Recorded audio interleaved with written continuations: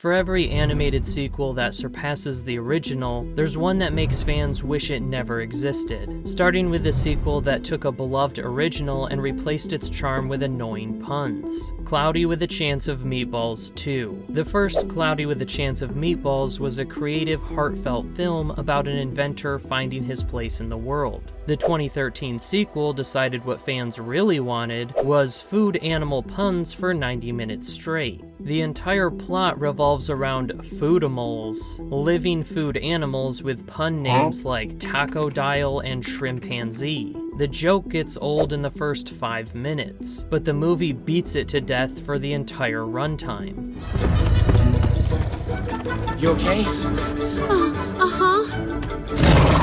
Gone is the emotional depth of Flint's relationship with his father, replaced with a villain who's literally just Steve Jobs, but evil. Chester V is obnoxious. His motivation is generic, and he's not remotely threatening or interesting. The film trades the original's heart and creativity for lazy world building and exhausting puns. It feels like a Saturday morning cartoon stretched to feature length. Fans were disappointed. Cloudy 2 is what happens when you make a sequel based on one gimmick. And the first film had heart, the sequel has tacodiles. Cloudy with a Chance of Meatballs 2 represents sequels that mistake a single joke for an entire movie. However, Cloudy betrayed its predecessor. Toy Story 2 did the impossible. It matched and arguably surpassed the original, proving animated sequels could be just as good. Toy Story revolutionized animation in 1995. 4 years later, the sequel had to justify its existence, and it did so by going deeper emotionally while expanding the world brilliantly. The film introduces existential dread. What happens to toys when kids grow up?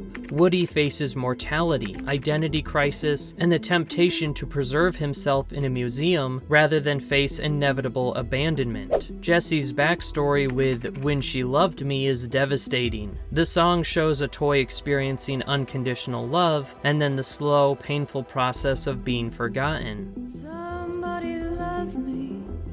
Everything was beautiful.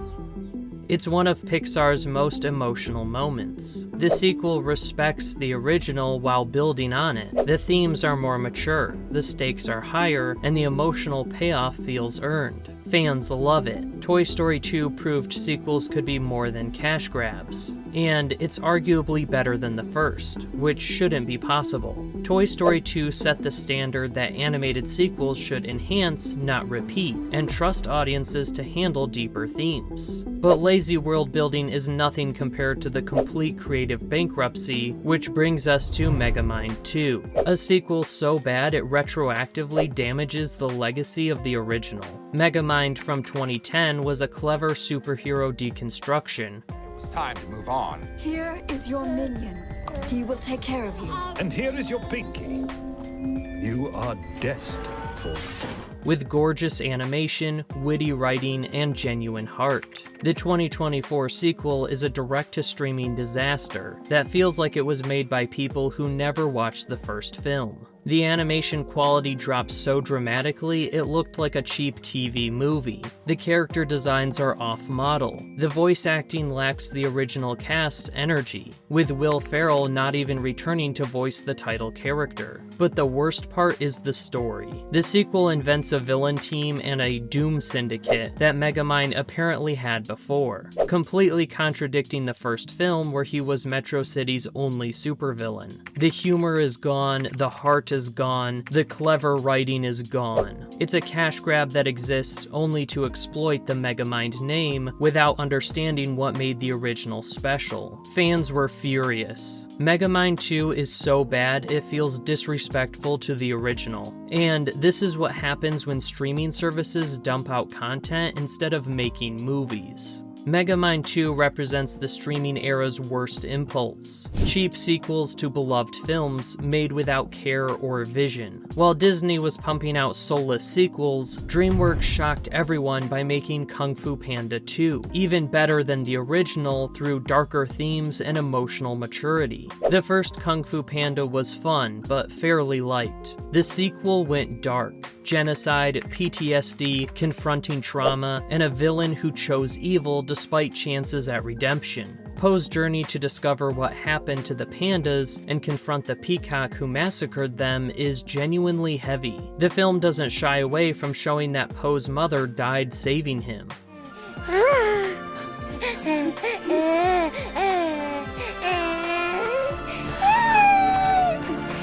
Lord Shen is one of animation's best villains. Tragic but unforgivable. Beautifully designed and given depth through Gary Oldman's chilling performance. His final moments are haunting rather than triumphant. The action sequences are stunning, especially the rickshaw chase and the final harbor battle. This sequel improved on the original in every technical and emotional aspect. Fans celebrate it. Kung Fu Panda 2 is the perfect sequel.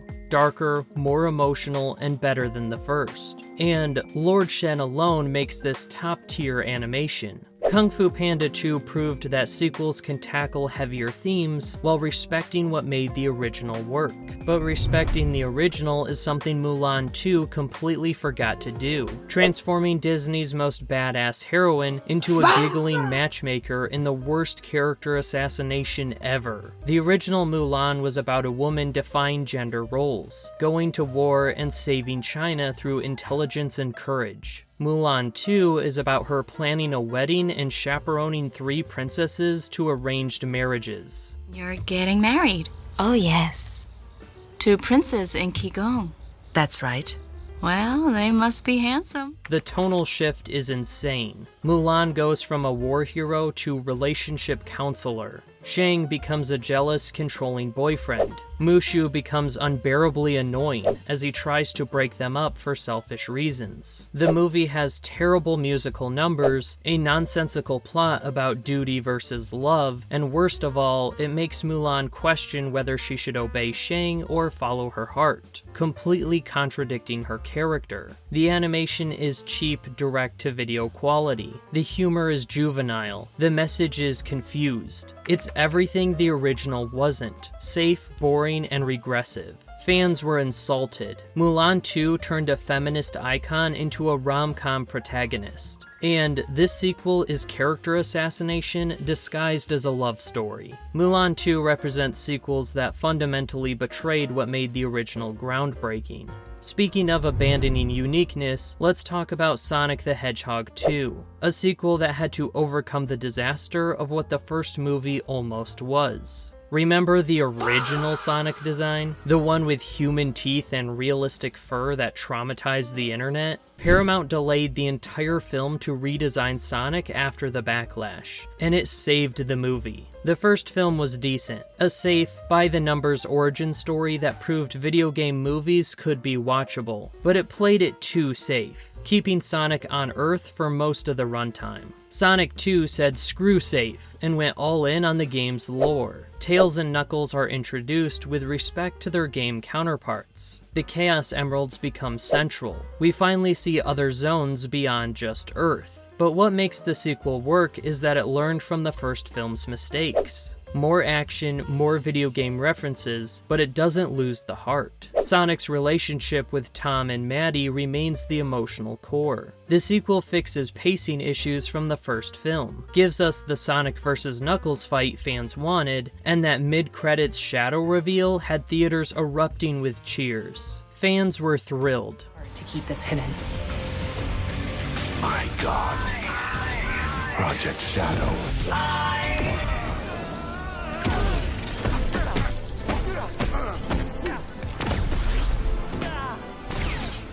Sonic 2 fixes everything wrong with the first movie, and this is what happens when studios actually listen to fans and learn from mistakes. Sonic 2 showed that sequels can acknowledge the original's flaws, learn from fan feedback, and deliver something significantly better. Speaking of betrayal, Surf's Up 2 Wave Mania somehow took a charming, unique mockumentary about surfing penguins and turned it into a WWE crossover nobody asked for. The original Surf's Up was genuinely good, a mockumentary with heart, beautiful animation, and real emotion about finding yourself and dealing with grief. The 2017 sequel is about John Cena and The Undertaker as surfing animals. Yes, really. WWE superstars voice animal characters in what feels like a feature-length commercial for WWE, rather than a sequel to Surf's Up. Why all the fighting? There you are. Oh, Cody! You're okay! The mockumentary format is abandoned, the heart is gone, replaced with celebrity cameos. The animation quality is significantly worse, going straight to video after the original had a theatrical release. The story is generic. Underdog learns confidence, without any of the original's depth or style.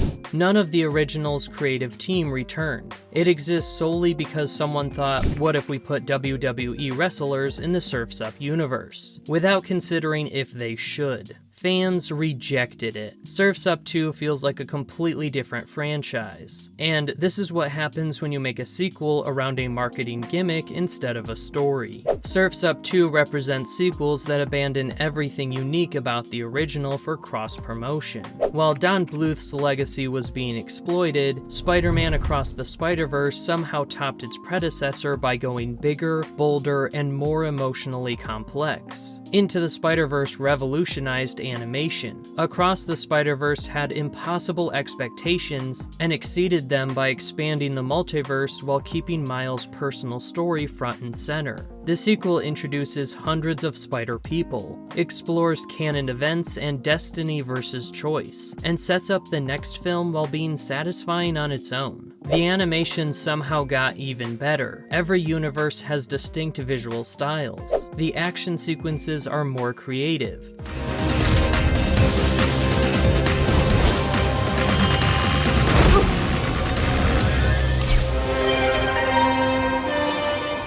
The Spot's transformation from joke to genuine threat is masterful. Miguel O'Hara as antagonist works because he's not a villain. He's a hero with a different philosophy, making the conflict genuinely complex. Fans were blown away. Across the Spider-Verse is a rare sequel that's better than a perfect original. And this is peak animation. Nothing comes close. Across the Spider-Verse proved that animated sequels can push boundaries, take risks, and deliver spectacle without losing emotional core. So what separates beloved sequels from hated ones? It comes down to understanding what made the original special and building on it rather than exploiting or betraying it. Toy Story 2, Kung Fu Panda 2, Sonic 2, and Spider-Verse succeed because they enhance themes, deepen characters, and respect the foundation while taking creative risks. The failures, Cloudy 2, Megamind 2, Mulan 2, Surf's Up 2, either rely on one gimmick, slash budgets for cash grabs, betray their characters, or exist purely for cross-promotion, without vision. Great sequels make you glad they exist. Bad sequels make you wish they'd left the original alone. Which animated sequels exceeded your expectations? And which one made you angry it exists? Drop your takes in the comments. Subscribe and turn on your notification bell so you don't miss the next video. Peace.